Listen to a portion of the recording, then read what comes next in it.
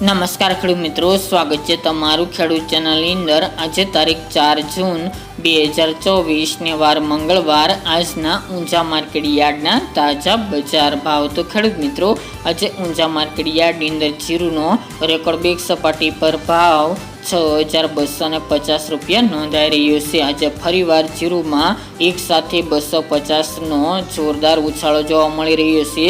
જીરુના ભાવમાં ફરીવાર તેજી જોવા મળી રહી છે। તો ચાલો આપણે જાણી લઈએ કે આજે રાયડો, જીરુ અને અજમાના ભાવ શું ચાલી રહ્યા હતા।